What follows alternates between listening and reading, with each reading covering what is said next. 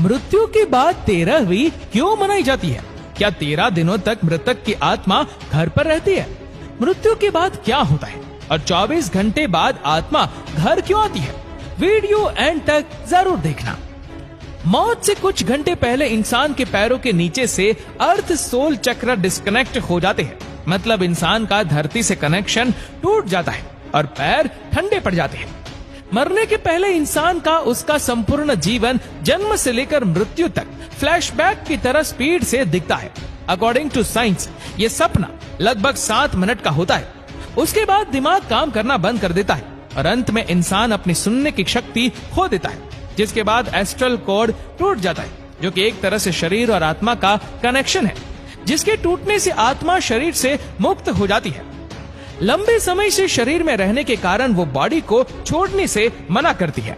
वो फिर से बॉडी में प्रवेश करने की काफी कोशिश करती है, लेकिन वो असफल रहती है। जैसे हमारे लिए किसी की मृत्यु को स्वीकार करना मुश्किल होता है, वैसे ही आत्मा भी शरीर की मृत्यु को मानने से इनकार कर देती है।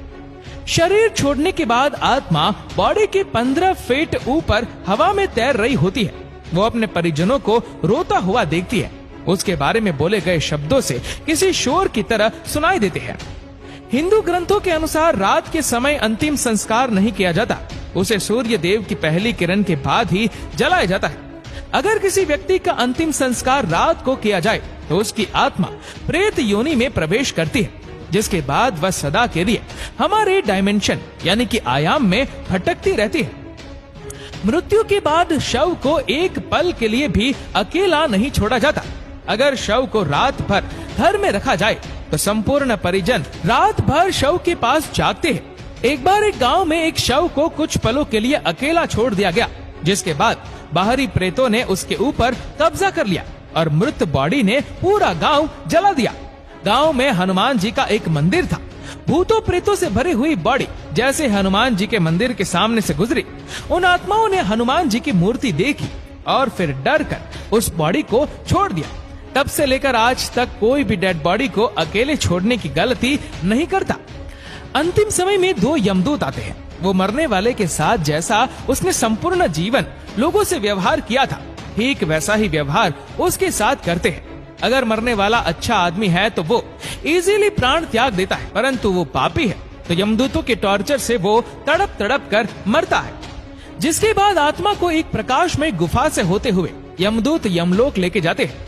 रास्ते में वैतरणी नदी पार करते हुए आत्मा को जाना होता है। यह नदी आग से लथपथ होती है। जिसने अच्छे कर्म किए हैं वह आसानी से इस नदी को पार कर लेता है, लेकिन अगर कोई पापी व्यक्ति है तो उसे काफी पीड़ा भोगनी पड़ती है। जिसके बाद उस आत्मा को यमराज के सामने खड़ा कर दिया जाता है। फिर चित्रगुप्त जी उस व्यक्ति के पाप और पुण्य का लेखा जोखा यमराज के सामने रखते हैं। उसके कर्मों के आधार पर उसे स्वर्ग या नरक भेजा जाता है। गरुड़ पुराण के अनुसार कुल 36 प्रकार के नरक है। यहाँ बताई गई यातनाएं किसी की कल्पना से भी खतरनाक है। अगर कोई व्यक्ति सुसाइड यानी आत्महत्या करके प्राण त्यागता है तो उसे और भी कठिनाई सहनी पड़ती है, क्योंकि उसने निर्धारित समय से पहले ही हार मान ली। ये शरीर हमारा नहीं है, ये किराए का मकान है जिसे कुछ समय के लिए यूज करने के लिए मिला है। ये मिट्टी का है और एक दिन मिट्टी में ही मिल जाएगा। गरुड़ पुराण के अनुसार हमारे वास्तविक जीवन में किए गए हमारे कर्म ही हमें स्वर्ग या नरक दिलाते हैं। उसके बाद अगर कोई साधु या तपस्वी है तो उसे मोक्ष की प्राप्ति हो जाती है। सबसे बड़ा सवाल ये सब बातें हमें कैसे पता?